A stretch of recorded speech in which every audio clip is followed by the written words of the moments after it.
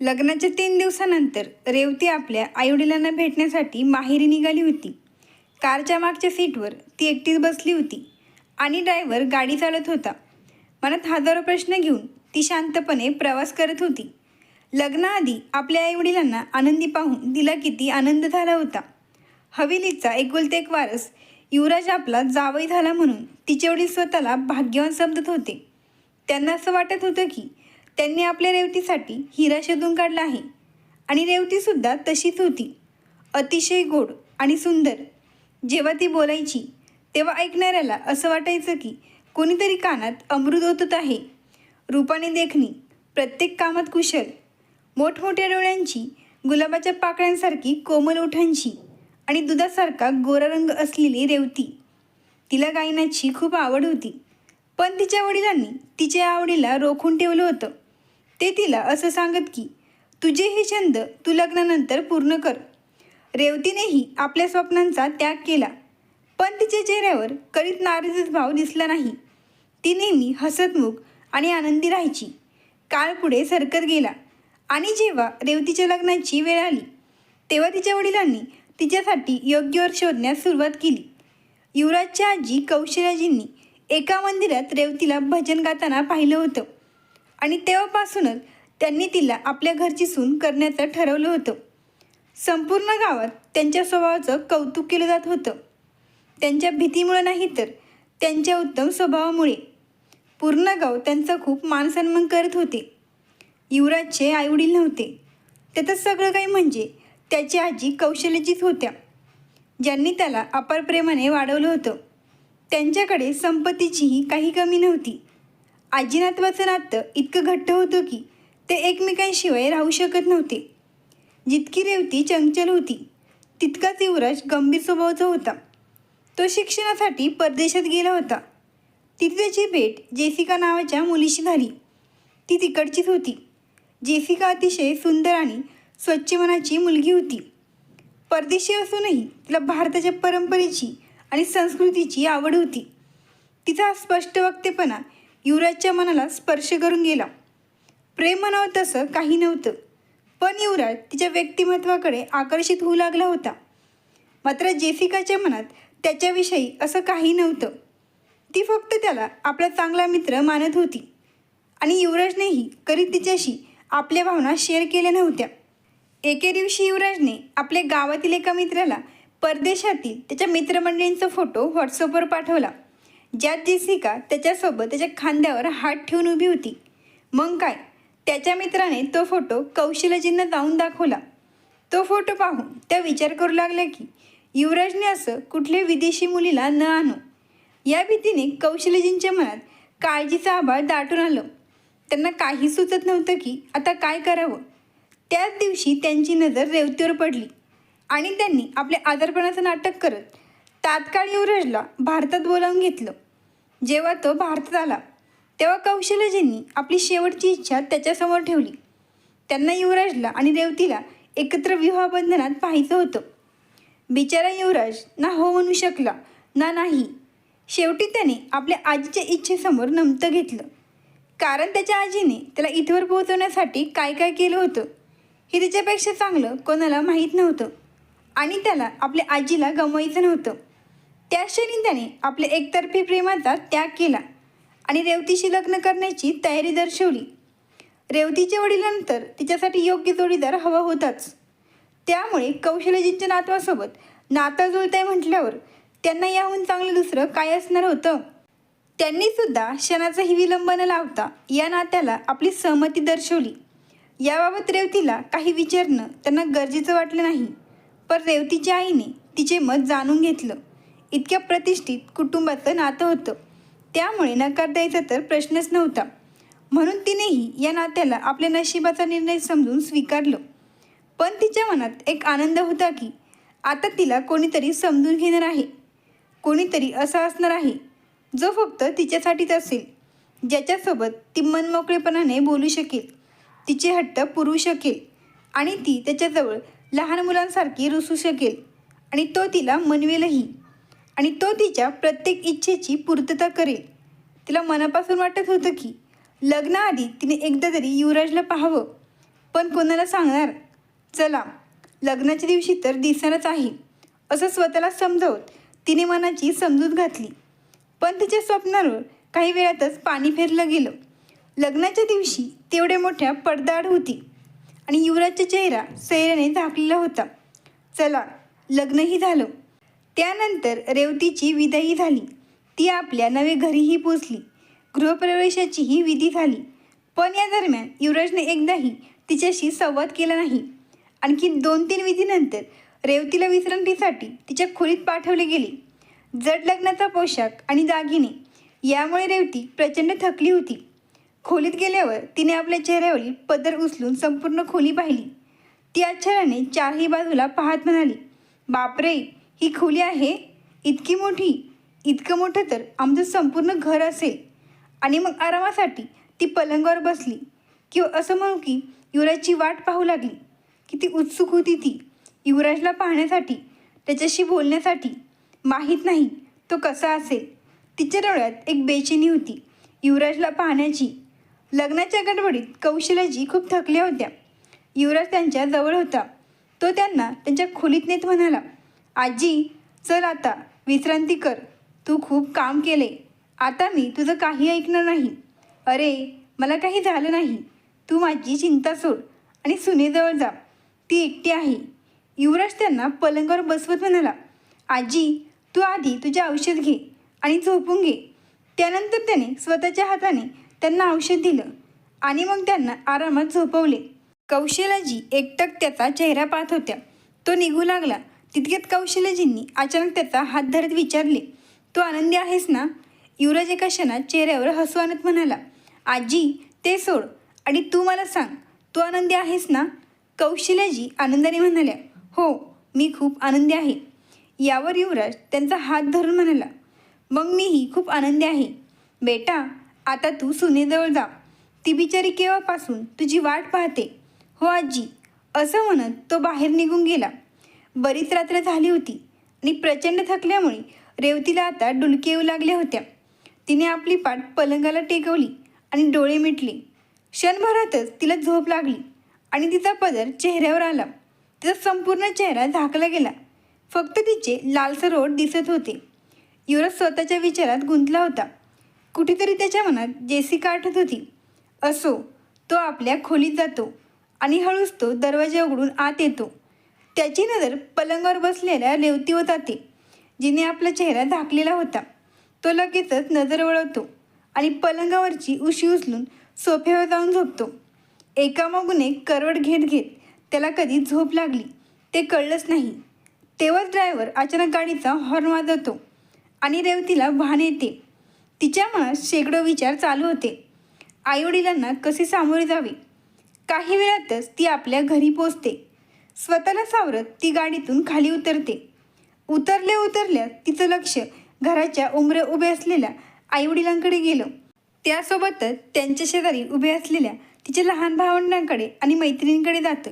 सगळ्यांच्या चेहऱ्यावर एकच प्रश्न, कशी आहेस? आनंदी आहेस ना? जावई बापू कसे आहेत? मैत्रिणींच्या गप्पा तर निराळ्यात होत्या. जिजू कसे आहेत? पहिली रात्र कशी होती? आणि त्यांनी तुला काय गिफ्ट दिलं? पण रेवती त्यांना काय सांगणार? युवराजने तर तिच्याशी बोलणं तर दूर, नीट तिच्याकडे पाहिलंही नव्हतं. लग्नाला 2 दिवस झाले आणि या 2 दिवसात अवघ्या 2 वेळा बोलणं झालं होतं. तेही फक्त एवढंच. युवराजच्या कोरड्या वागण्यामुळे ती आतून तुटत चालली होती.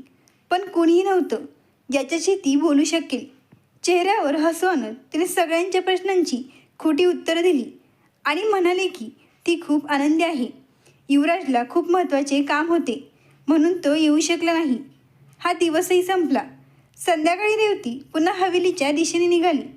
गार वारा वाहत होता, जो तिच्या अस्वस्थ मनाला थोडं शांत करत होता. तिच्या मनात विचार चालू होते, माझी चूक तरी काय आहे? युवराज माझ्यापासून दूर का जात आहे? ती डोकं मागे सीटला टेकवते आणि डोळे बंद करते. काही वेळातच ती हवेली गाठते. ती गाडीतून खाली उतरून आत जाते आणि सरळ कौशलींच्या खोलीकडे जाते. ती आत पाऊल टाकणार इतक्यात आतून येणारा कौशलींचा आवाज ऐकून तिच्या पायांना ब्रेक लागतात. युवराज, हे मी काय ऐकत आहे? तू परदेशात परत चालला आहेस? हे ऐकतात रेवतीच्या हृदयात कळ उठते. हो आजी, तू बरोबर ऐकलत. मी परत जातोय. शिक्षण अर्धवट सोडून आलो होतो. पण बेटा, लग्नाला फक्त 8च दिवस झाले आहेत. पण आजी, माझं जाणं आवश्यक आहे. माझ्या एक्झाम आहेत. पण तू काळजी करू नकोस. मी लवकरच परत येईन. कधी निघायचं आहे? थोड्याच वेळात निघतोय. हे म्हणताच तो मागे वळतो आणि त्याची नजर दारात उभी असलेल्या रेवतीवर पडते, जी एकटक त्याच्याकडे पाहत होती. आज पहिल्यांदाच त्याने तिला नीट पाहिलं होतं. तिच्या डोळ्यात नमी झळकते आणि ती पटकन नजर खाली झुकवते. युवराजही आपली नजर फिरवतो व काही न बोलता तिच्या बाजूने निघून जातो आणि आपल्या खोलीत जाऊन पॅकिंग करू लागतो. खरं तर त्याला जाणं गरजेचं नव्हतं, पण त्याला इथून लांब जायचं होतं.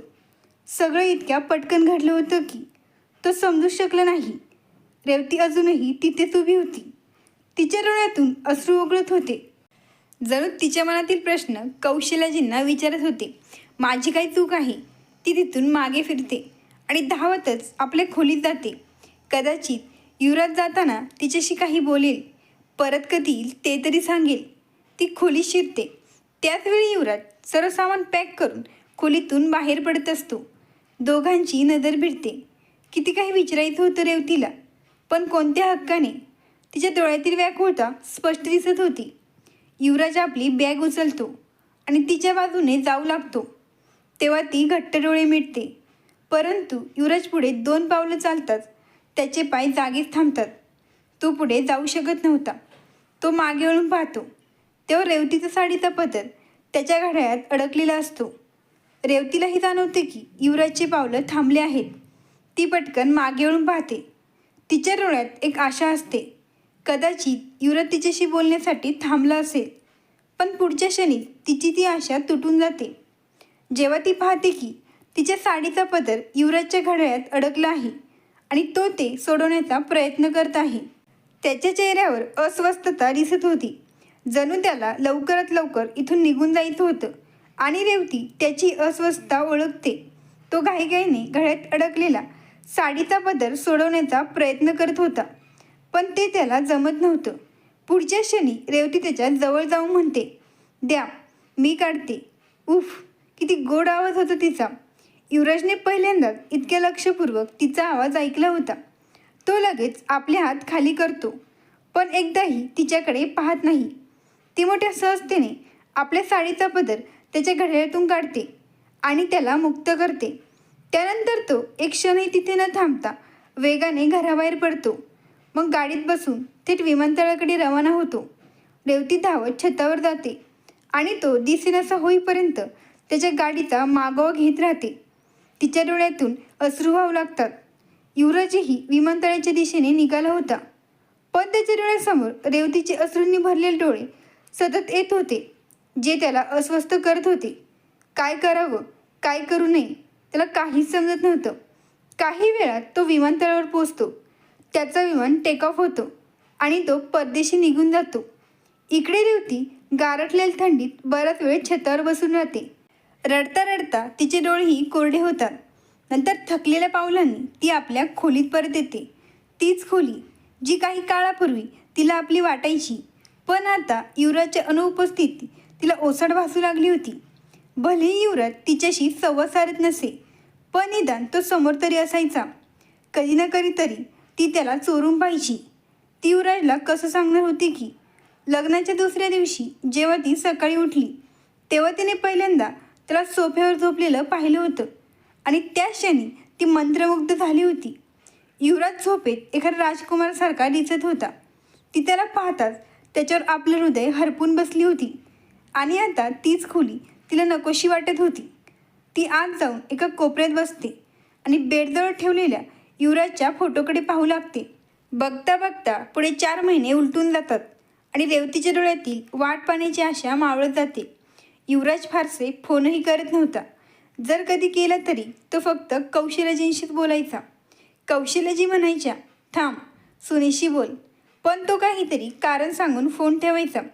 कधी कधी कौशल्याजी जबरदस्तीने रेवतीच्या कानावर फोन धरायच्या, पण युवराज तिचा आवाज ऐकण्यापूर्वीच फोन कट करायचा. जणू तो स्वतःपासून आणि रेवतीपासूनही पळत आहे. कौशल्याजी रेवतीला विचारायच्या, काय झालं, फोन का ठेवला? तेव्हा ती हसत उत्तर द्यायची. ते म्हणत होते की आत्ता मी बिझी आहे, नंतर बोलतो. पण कौशल्याजी अनुभवी होत्या, त्या सगळं समजत होत्या. त्यांना आता जाणवत होतं की त्यांनी रेवतीच्या आयुष्याचं वाटोळं केलं आहे.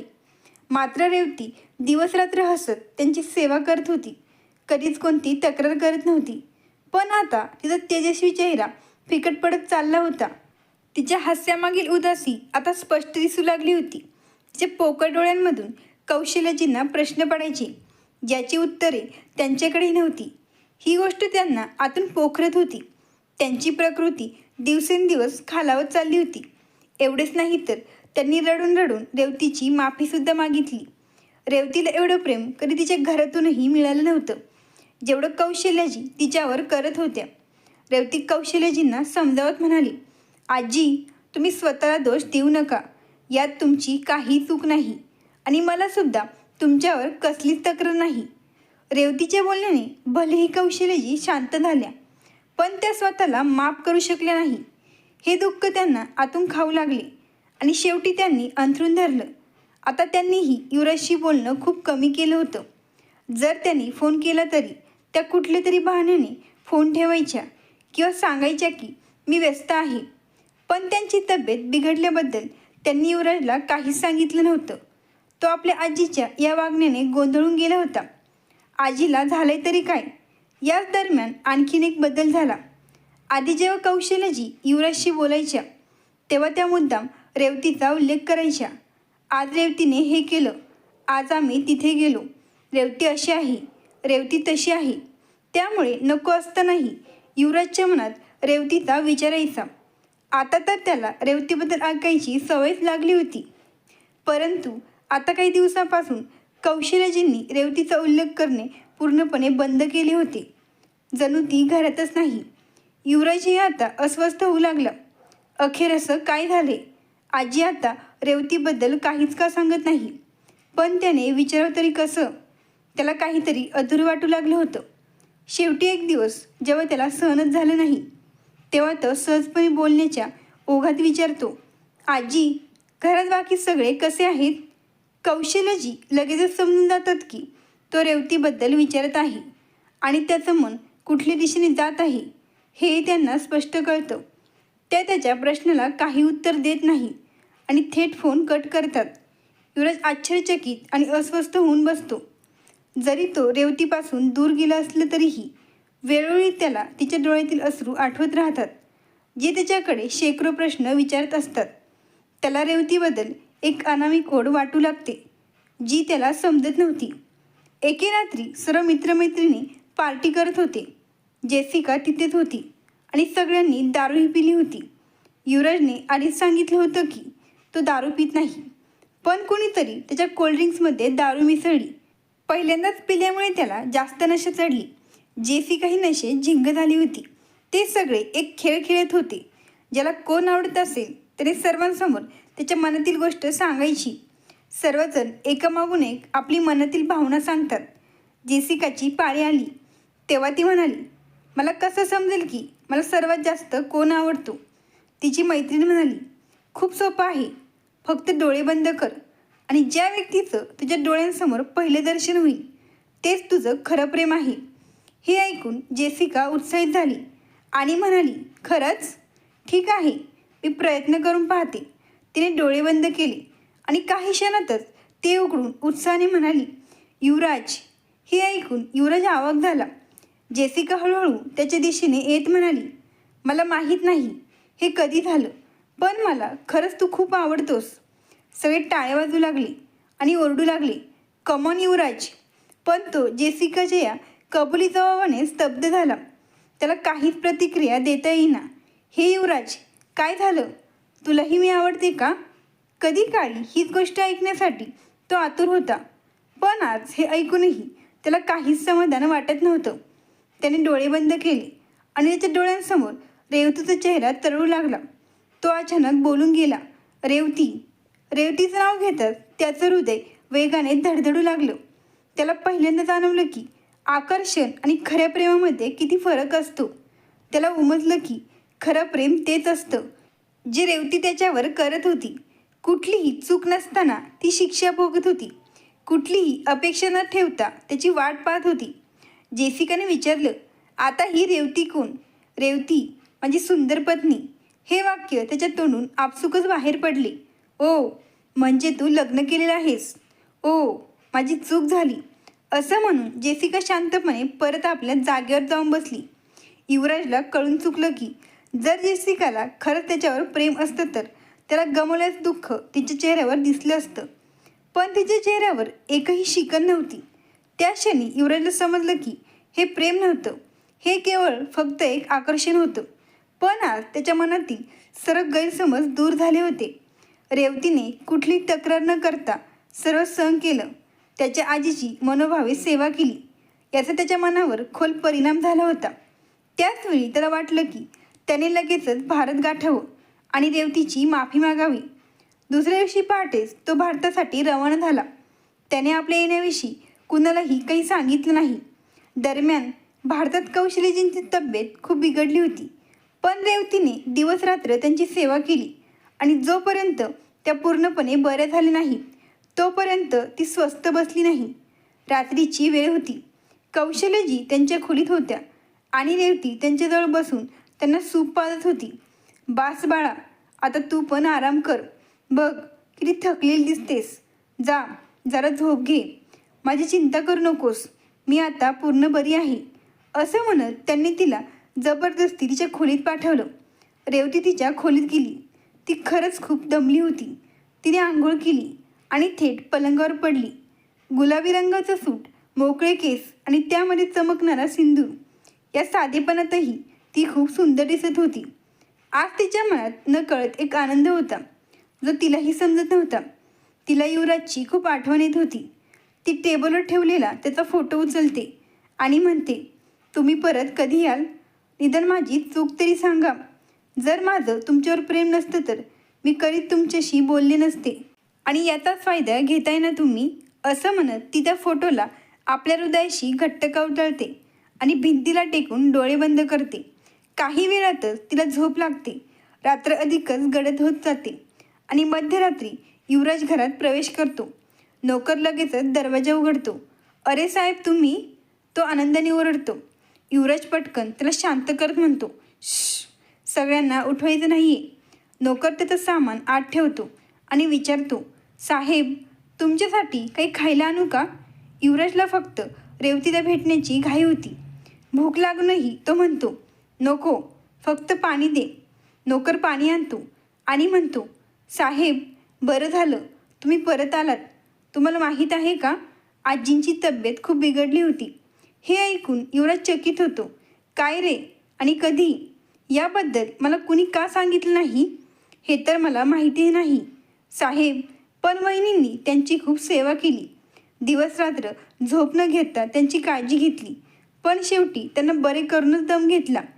नोकर एक एक गोष्ट सांगत होता आणि युवराजच्या मनात रेवतीबद्दलचा सन्मान आणखी वाढत होता. आता मात्र त्याला अजिबात थांबवत नव्हतं. तो पटकन आपल्या खोलीकडे निघतो. त्याच्या हृदयाची धडधड वाढलेली असते. माहीत नाही रेवती त्याला माफ करेल की नाही. ती समजून घेईल का की हे सगळं इतक्या घाईत घडून गेलं की मी काहीच समजू शकलो नाही. हा सगळा विचार करत तो हळूच दार उघडतो आणि हळूच पाऊल टाकत खोलीत जातो. आत येताच त्याची नजर थेट रेवतीवर जाते, जी उशिरा टेकून बसल्या बसल्या झोपी गेली होती. अगदी तशीच जशी ती लग्नाच्या पहिल्या रात्री बसल्या बसल्या झोपली होती. त्यावेळी तिचा चेहरा पदरात लपलेला होता. फक्त तिचे ओठ दिसत होते आणि आज तिच्या रेशमी केसांनी तिचा चेहरा लपवून टाकला होता. हे पाहून युवराजच्या चेहऱ्यावर एक मोठं हसू उमटतं. तो बघतो की त्यांच्या खोलीतील त्याची प्रत्येक गोष्ट तशीच आहे जशी त्याने सोडली होती. हळूहळू तो तिच्या समोर जाऊन बसतो आणि डोळे भरून तिचं निरीक्षण करतो, ज्यामुळे त्याच्या मनाला आणि आत्म्याला एक विलक्षण शांती मिळते. त्याच्या डोळ्यांच्या कडा नकळत ओलावतात. हाच तो चेहरा होता ज्यापासून मी दूर पळत होतो. पण आज त्याला हा चेहरा कायमस्वरूपी आपल्या हृदयाशी कवटाळून ठेवायचा होता. तो एकही अशी हालचाल करत नव्हता ज्यामुळे रेवतीची झोप उडेल आणि तिचा हा सुंदर क्षण नष्ट होईल. युवराजची नजर तिच्या हातात धरलेल्या एका फोटोकडे जाते, जो तिने घट्ट आपल्या हृदयाशी कवटळला होता. बाजूला असलेल्या टेबलवर तो फोटो न दिसल्याने युवराजला समजतं की हा त्याचाच फोटो आहे. त्याच्या अंगात आनंदाची एक लहर उसळते. रेवतीच्या अपार प्रेमाने तो भारावून जातो. त्याच्या मनातून फक्त एकच आवाज येतो, रेवती. हा आवाज रेवतीच्या हृदयापर्यंत पोचतो आणि ती एका झटक्यात जागी होते. ती डोळे उघडतात. युवराजला समोर पाहून आश्चर्यचकित होते. ती 2-3 वेळा आपल्या पापण्या टोलवते. जणू हे स्वप्न आहे की वास्तव हे ती तपासत होती. तिला अजूनही विश्वास बसत नव्हता की युवराज खरोखर तिच्या समोर आहे की हा केवळ भास आहे. तिच्या निरागस चेहऱ्यावर असंख्य भावना उमटत होत्या. तो तिच्यासमोर बसलेला पाहून ती अगदी वेडी झाली होती. आणि जेव्हा तिला राहवलं नाही तेव्हा ती हळूच हात पुढे करून त्याच्या चेहऱ्याला स्पर्श करते आणि म्हणते, तुम्ही खरंच इथे आहात? हो. तिचा हात अजूनही त्याच्या चेहऱ्यावर होता. युवराजच्या तोंडून एवढंच बाहेर पडतं, जे रेवतीला भानावर आणण्यासाठी पुरेसं होतं. ती पटकन आपला हात मागे घेते आणि गडबडून उठते. तिने आपल्या हृदयाजवळ धरलेला युवराजचा फोटो ती बाजूला ठेवते. तिचे गाल गुलाबी झाले होते.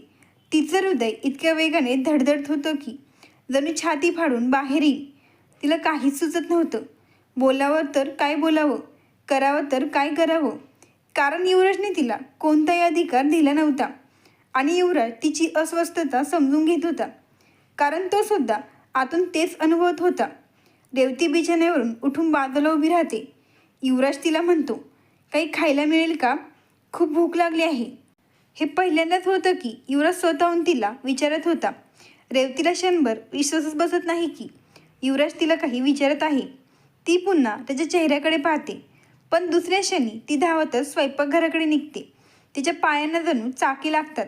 तिच्या मनात विचारांचे वादळ घोंगाळू लागले आणि ती मनाशीच म्हणू लागली, आज तुम्ही अचानक परत आलात, कायमस्वरूपी राहायला आलात ना?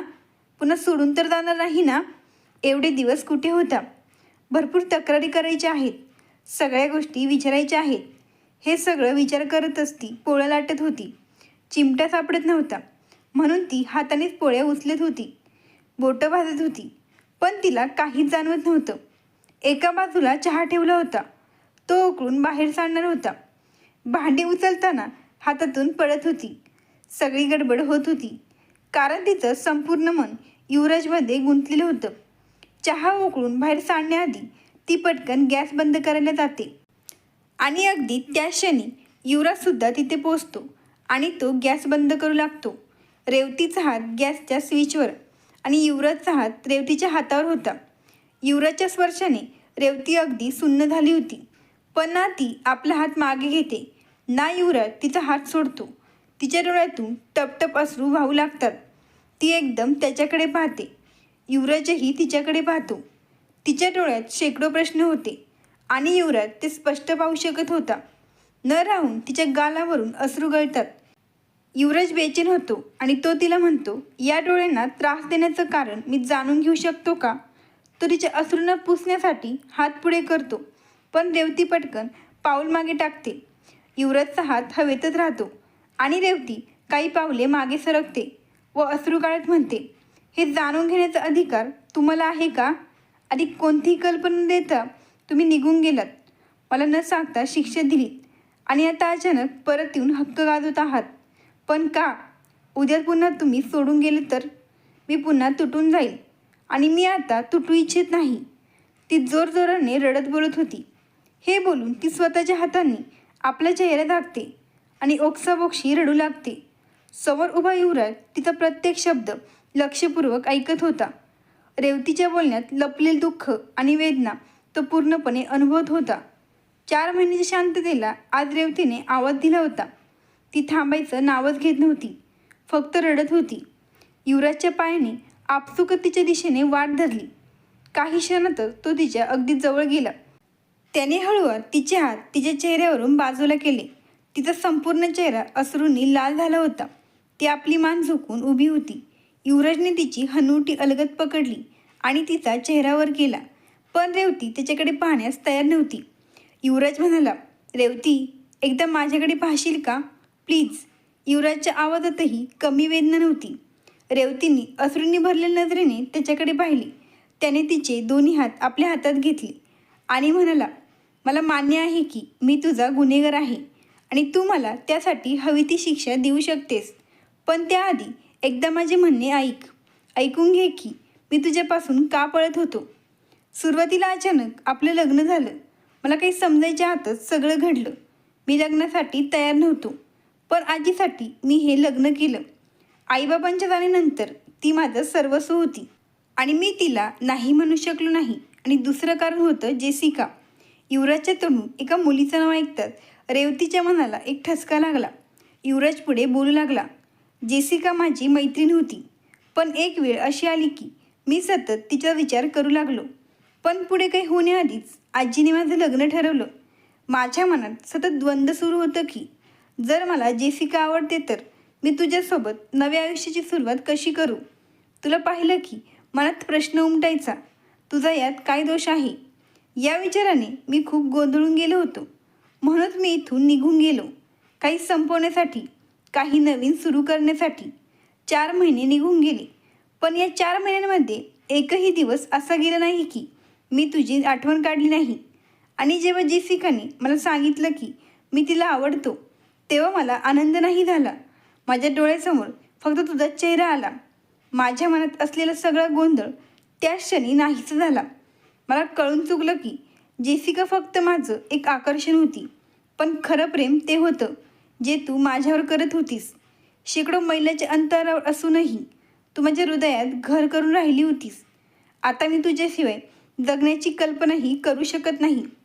मला माहीत नाही की तुला माझ्या बोलण्यावर विश्वास बसतोय का नाही, आणि जर नाही बसत तर काही हरकत नाही. माझ्यासाठी या जगात माझ्या आजीपेक्षा मोठं काही नाही. मी तिचं नाव घेऊन शपथ घेतो की हा युवराज फक्त तुझंच आहे. तू माझी खूप वाट पाहिली आहेस ना, तर आता मीही तुझी वाट पाहायला तयार आहे. तुला जेव्हा माझ्यावर आणि माझ्या प्रेमावर विश्वास बसेल तेव्हा तू माझा स्वीकार कर. तोपर्यंत मी तुझी वाट पाहीन. हे बोलून तो तिथून वळून निघणार. इतक्यात रेवतीने पटकन त्याचा हात धरला. युवराज आश्चर्यचकित होत तिच्याकडे पाहू लागला. रेवतीच्या डोळ्यात डोळे घालून म्हणाली, मी तुमची खूप वाट पाहिली आहे. आता अजून तुमची वाट पाहू शकत नाही. हे म्हणता ती त्याच्या छातीला घट्ट बिलगली. युवराजनेही तिला आपल्या मिठीत घेतलं. दोघांचे डोळे अश्रूंनी ओलावले होते. दोघांच्या अस्वस्थ मनाला आता शांती लाभली होती. सगळे वाद तक्रारी अश्रूंमध्ये विरघळून गेल्या होत्या. जेवण थंड झालं होतं, पण थंड पडलेलं नातं मात्र पुन्हा जिवंत झालं होतं. युवराजने रेवतीचा चेहरा आपल्या हातात धरून तिच्या कपाळावर अलगद ओठ टेकवले आणि म्हणाला, आय एम सॉरी. आज रेवतीने आपल्या आयुष्याच्या सर्व आनंदाचा स्वीकार केला होता. ती युवराजला म्हणाली, तुम्ही बसा, मी तुमच्यासाठी जेवण गरम करून आणते. असं म्हणत ती स्वयंपाकघरात गेली. त्यानंतर दोघांनी एकत्र बसून जेवण केलं. दोघांमध्ये न संपणाऱ्या गप्पा रंगल्या. जितकं ते एकमेकांना समजून घेत होते तितकंच त्यांच्या प्रेमाची खोली वाढत होती. बोलता बोलता कधी ते दोघे झोपी गेले हे त्यांनाही कळलं नाही. सकाळ झाली. रेवतीच्या गोड आवाजाने दिवसाची सुरुवात झाली. तिचा संपूर्ण आवाज हवेलीत गुंजत होता आणि तो आवाज युवराजला जागा करण्यासाठी पुरेसा होता. रेवती आपल्या गोड आवाजात भजन गात होती. लग्नानंतर पहिल्यांदाच तिने काही गायलं होतं. रेवतीचं भक्तिगीत ऐकून कौशल्याजी बाहेर आल्या आणि तिला पाहून त्यांच्या चेहऱ्यावर आनंद आणि भावनांचा संगम उमटला. लाल साडी परिधान करून नववधूप्रमाणे सजलेली रेवती आज त्या चेहऱ्यावर पुन्हा तेज घेऊन उभी होती. कौशल्याजींना अजूनही काही माहीत नव्हतं. त्या रेवतीच्या जवळ जाऊन तिच्या कपाळावर प्रेमाने ओठ टेकवतात आणि म्हणतात, असंच आनंदी राहा माझी बाळ. त्याच क्षणी युवराज आपल्या खोलीतून बाहेर येतो. त्याला पाहतात रेवती लाजून आपले पापणे झुकवते. कौशल्याजी पटकन मागे वळून पाहतात आणि युवराजला तिथे पाहून त्यांच्या आनंदाला सीमा राहत नाही. आता त्यांना रेवतीच्या चेहऱ्यावरचं आनंदाचं कारण कळून चुकलं होतं. युवराज कौशल्याजींची माफी मागतो आणि त्यांना वचन देतो की तो सदैव रेवतीला आनंदी ठेवेल. कौशल्याजी त्याला आशीर्वाद देतात. पुन्हा एकदा संपूर्ण हवेली सजवली जाते. पुन्हा एकदा संपूर्ण गावाला भोजनासाठी बोलावलं जातं आणि पुन्हा एकदा रेवती नववधूप्रमाणे सजते. फरक फक्त इतकाच होता की यावेळी तिच्या हृदयात प्रेम, समाधान आणि सुख होतं. आणि पुन्हा एकदा ती धडधडत्या हृदयाने आपल्या खोलीत युवराजची वाट पाहत होती. ठीक त्याच वेळी युवराज खोलीत येतो. दोघांच्या नजरा एकमेकांशी भिडतात. त्या नजरेत अनंत भावना दडलेल्या होत्या. प्रेम, समजूतदारपणा, समर्पण आणि नव्याने सुरू होणाऱ्या आयुष्याची चमक. रेवती लाजून खाली पाहते. तिच्या हावभाव युवराज पुन्हा एकदा तिच्या प्रेमात पडतो. तो पटकन आपली दोन्ही हातं पसरतो आणि रेवती धावत जाऊन त्याच्या मिठीत सामावून जाते. दोघंही एकमेकांना घट्ट मिठी मारतात आणि त्यांच्या बेभान प्रेमाच्या सरीमध्ये हरवून जातात. पुढच्या दिवशी रेवती युवराजसोबत आपल्या घरी जाण्यासाठी तयार होत होती. ती आरशासमोर बसून सजत असताना युवराज हळूच मागून येऊन तिला मिठी मारतो आणि आपली हनुवटी तिच्या खांद्यावर टेकवत म्हणतो, तू खूप सुंदर दिसतेस.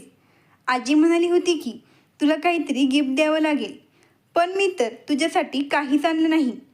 रेवती हसून आपल्या हातात बांगड्या घालत म्हणते, मग आता द्या ना माझं गिफ्ट.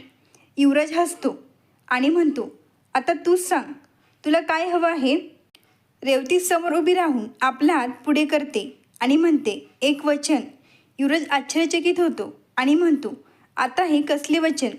रेवती हलक्या आवाजात म्हणते, वचन द्या की जर आपली मुलगी मोठी होऊन काही बनायचं ठरवेल तर तुम्ही तिला थांबणार नाही.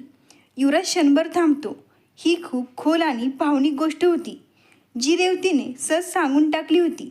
त्याने तिच्या हातावर आपला हात ठेवला आणि हलक्या स्मिताने म्हणाला, मी तुला वचन देतो की आपली मुलगी वयाचे 18 वर्षे पूर्ण झाल्यावर ती तिचे स्वतःचे निर्णय स्वतःच घेईल. त्याच वेळेत त्याच्या मनात एक विचार येतो. नक्कीच रेवतीने हे वचन यासाठी घेतले असावे की तिला तिच्या स्वप्नांची आहुती द्यावी लागली असेल. काही दिवसांनी रेवती कौशल्याजींसोबत बसली होती. तेव्हाच युवराज हातात एक कागद घेऊन तिच्याजवळ येतो आणि तो कागद रेवतीच्या हातात ठेवतो. रेवती कागद उघडते आणि विचारते, हे काय आहे. पण जसजसे ती त्या कागदावरील लेखन वाचते तसतसे तिच्या डोळ्यातून आनंदाश्रू तरळतात. तिने आश्चर्यचकित होऊन युवराजकडे पाहिले. युवराज तिचे अश्रू पुसत म्हणतो, वचन दे की तू आपली मुलगी आणि इतर मुलींसाठी एक आदर्श बनशील आणि स्वतःचं स्वप्न पूर्ण करशील. यावर रेवती निर्धारपूर्वक मान हलवते. पुढे 4 वर्ष निघून जातात. आता रेवतीने संगीताच्या विश्वात उंच भरारी घेतली होती. तिने नेहमी जे स्वप्न पाहिलं होतं ती त्या यशाच्या शिखरावर येऊन पोहोचली होती. या संपूर्ण प्रवासात युवराज तिला प्रत्येक पावलावर पाठिंबा देत राहिला. आज रेवतीने स्वतःचे एक संगीत विद्यालय सुरू केले आहे. ती अशा मुलींना मोफत शिक्षण देते ज्या काहीतरी बनू इच्छितात. या आनंद भरल्या वातावरणात युवराज एका खुर्चीवर बसलेला आणि त्याच्या कुशीत त्यांची 1 वर्षाची मुलगी सपना गाढ झोपलेली आहे. समोर उभी असलेली रेवती प्रेमाने दोघांकडे पाहत होती. तिने आपल्या आयुष्यात कितीतरी गोष्टी गमावल्या होत्या, पण आता एक एक करून युवराजने त्या सगळ्या तिला परत मिळवून दिल्या होत्या. त्याने जरी उशिरा प्रेम कबूल केलं असलं तरी ते इतकं उत्कट आणि निस्वार्थ होतं की त्याने संपूर्ण जगभरातील प्रत्येक सुख तिच्या पायाशी आणून ठेवलं. आता त्यांच्या छोट्याशा विश्वात ते खूप आनंदी आहेत. मित्रांनो, जरी कथा आवडली असेल तर लगेच सबस्क्राईब करा. धन्यवाद.